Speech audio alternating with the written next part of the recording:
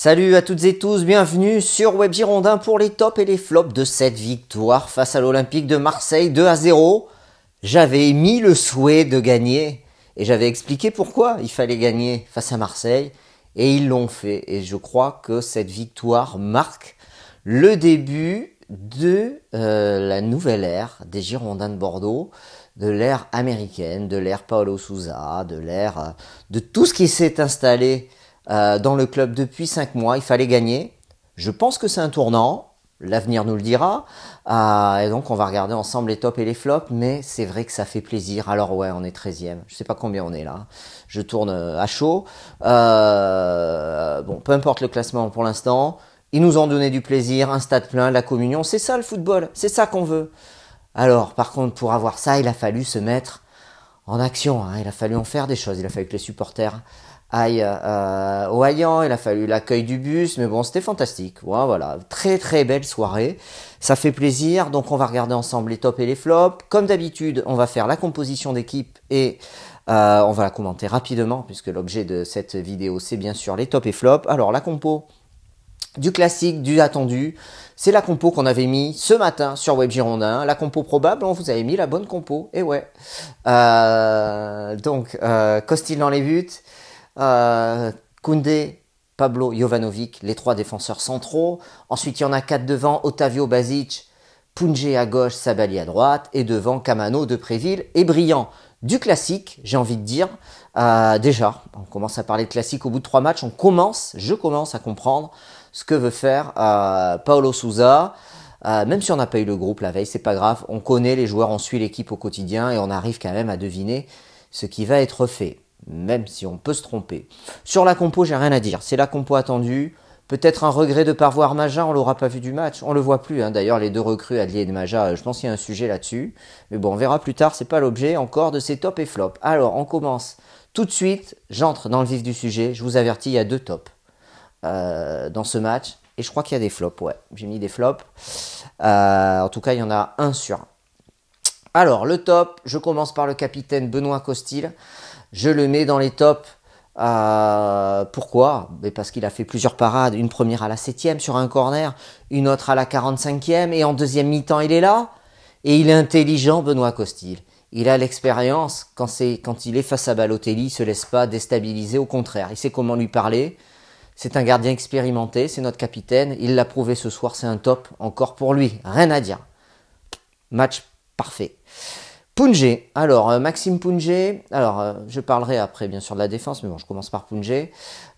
Côté gauche, match moyen je trouve du Bordelais, défensivement c'est bien, après des approximations offensives.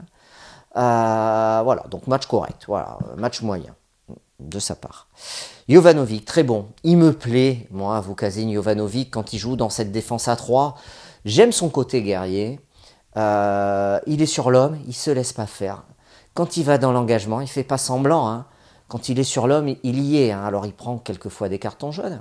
Je crois qu'il en a pris un ce soir, je sais plus. Et je trouve qu'il a fait un bon match. Défensivement, il commence à prendre des duels de la tête. Il s'arrache aussi sur les débordements adverses. Il a fait un bon match. C'est pas un top, mais il a fait un très bon match. Koundé, très bon match aussi de sa part. Attention, 2-3 petites erreurs de relance. Des ballons longs, on a vu que Jovanovic et Koundé n'hésite pas à jouer long, ça c'est répété, pour sauter le milieu de terrain adverse. Ils l'ont beaucoup fait face à Marseille. J'ai bien aimé Jules Koundé, match correct. Attention, gros tacle à un moment donné sur un Marseillais. Il ne nous a pas habitués à faire des gros tacles.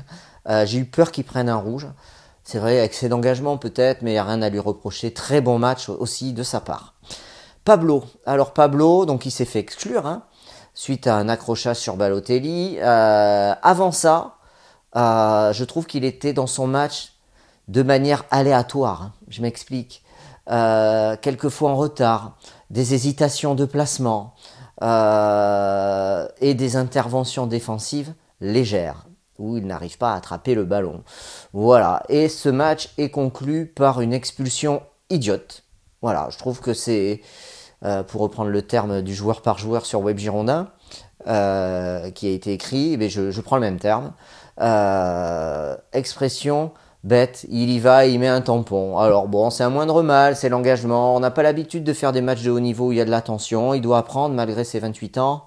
Il doit quand même apprendre. Hein, donc voilà, heureusement, ça n'est pas dommageable. Attention, hein, le match face à Saint-Etienne, ça sera sans Jovanovic et sans Pablo. Donc à voir comment on va composer notre défense centrale, à voir ce que le coach va mettre en place. En tout cas, c'est un flop pour Pablo. C'est assez rare pour le souligner. Donc on a vu Costil, Pounjé, Jovanovic, Pablo, Koundé. Maintenant c'est au tour de Sabali. Sabali, pour moi, dans ce système, ce n'est pas le joueur qui convient. C'est peut-être la seule solution aujourd'hui. Mais je trouve que autant défensivement il est bon, autant offensivement il est inoffensif. Voilà, il est inoffensif offensivement, c'est ce que je disais pendant le match. Je trouve qu'il a du mal à aller vers l'avant et quand il faut aller dribbler, ben c'est pas son rôle hein, parce qu'il joue plus en repiquant dans l'axe.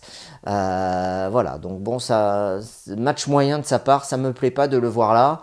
Je pense que c'est un des joueurs qu'il faudra peut-être remplacer pour évoluer à ce poste l'été prochain. De toute façon, il voulait partir. Otavio, match moyen d'Otavio, je trouve. Voilà, dans la relance, des erreurs de relance parfois qui peuvent coûter cher de la part du Brésilien. Et dans le placement, voilà, match très moyen. À côté de lui, je trouve que Basic a fait une meilleure partie. Pourquoi ? Parce que Thomas Basic, il a cette faculté à se retourner, à aller vers l'avant et à conserver le ballon. Et techniquement, il est beaucoup plus fin et beaucoup plus précis. Il a une meilleure technique qu'Otavio. Voilà, très bon match, je trouve, de Basic. Pas un top, mais quand même un bon match de sa part, même s'il a, je crois qu'il a, il a gâché un ou deux coups de pied arrêtés. Cabano, il marque le penalty, il a du sang-froid. Par contre, attention, hein, François, des fois, tu peux jouer en étant plus altruiste. Il y a des moments, il a voulu y aller de manière égoïste, aller chercher ce but, et ça n'a pas fonctionné. Donc attention, bon, le penalty, il le tire super bien. Il a bien combiné. Je pense qu'il a donné satisfaction au coach ce soir. C'est pas un top, mais c'est un très bon match de sa part.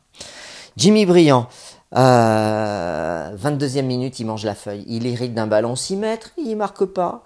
Qu'est-ce qu'il fait? Comment il a fait, lui, qui est si réaliste habituellement dans sa zone de prédilection, qui est la surface de réparation, et notamment les 6 mètres. Je sais pas, il se précipite, il est un peu surpris d'avoir le ballon, et il est seul face à Mandanda, et il rate sa frappe, et Mandanda détourne le cuir. À côté de ça, je trouve que dos au but, il a l'intelligence, malgré sa petite taille, par rapport aux grands attaquants qu'on a pu avoir, il a l'intelligence de pouvoir dévier de la poitrine, de ballon. Après, attention, je trouve que sur les offensives, quelquefois, il a eu plus de difficultés à apporter du positif. Voilà, donc c'est un bon match quand même de sa part, mais moyen bon, on va dire. Hein. Et enfin, on va parler de l'homme du match que je mets dans les top, oui, je le mets dans les tops, Florian. Je m'adresse à Florian qui a fait le live avec Dorian sur YouTube. Florian, je le mets dans les tops et c'est comment ne pas mettre Nicolas Depréville dans les tops. J'attendais ce but, je le dis à chaque fois, faut qu'il soit décisif et il nous met un superbe but. Il n'y a rien à dire. Avant ça, son match, je l'aurais quand même mis dans les tops. Pourquoi ?